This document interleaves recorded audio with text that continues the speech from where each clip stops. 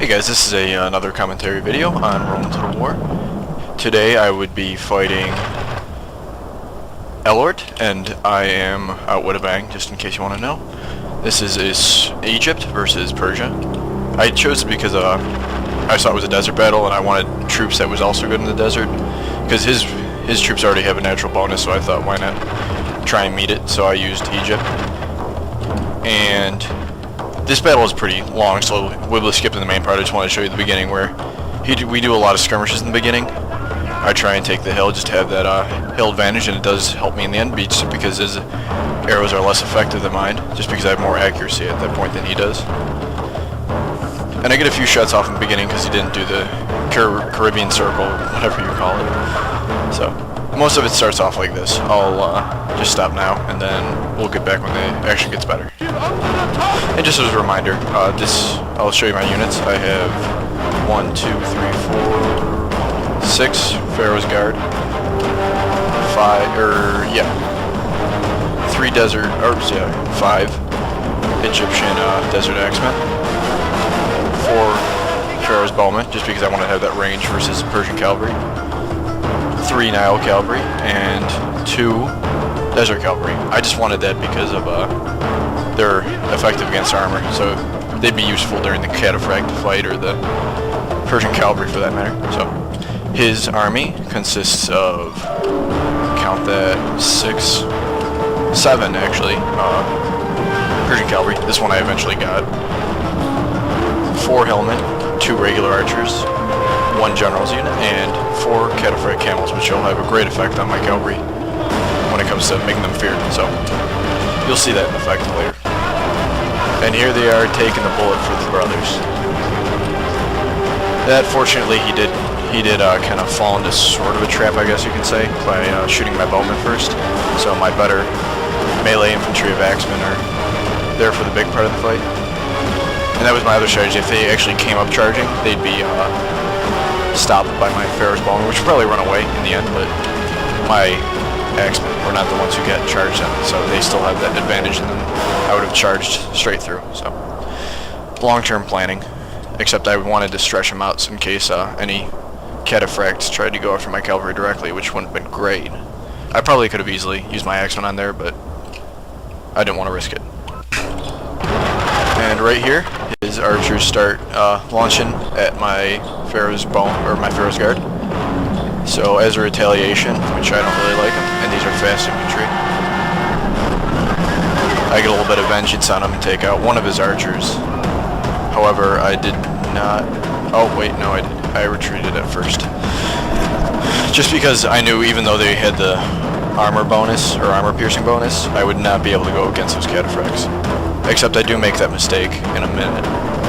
Because those bowmen come back for another attack, and these stop regrouping. I couldn't follow him just because they had those cataphracts and the hillmen. Yeah, so he starts going after him again. I try and do the same thing, and I was a little too confident just because I had that hill advantage, I thought, but it didn't end up being that great in the end. Oh, wait, actually, I did retreat. Oh, wait, no, then I charge again. Just so I have that charge advance, but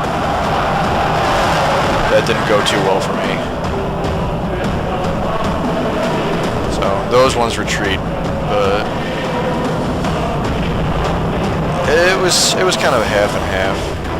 I had more cavalry in the end, so I probably would have beaten them, but it wasn't worth the risk. I mean, they were coming up to help them, so I don't think it would have been worth it.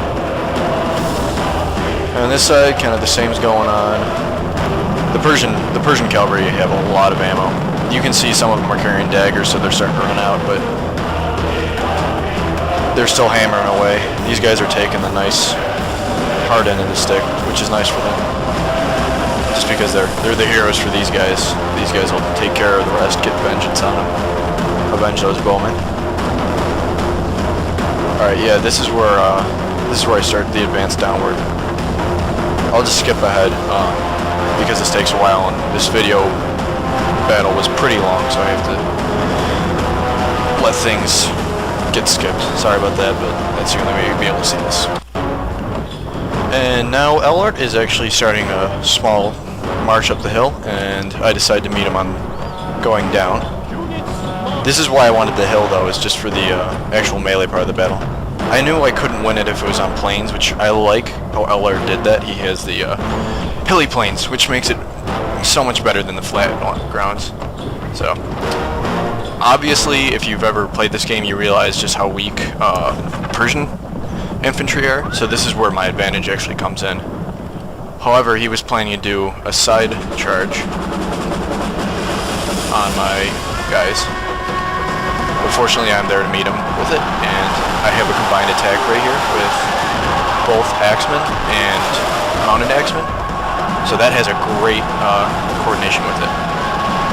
He has a small little attack on here, but my cavalry and axemen are happy to oblige for help.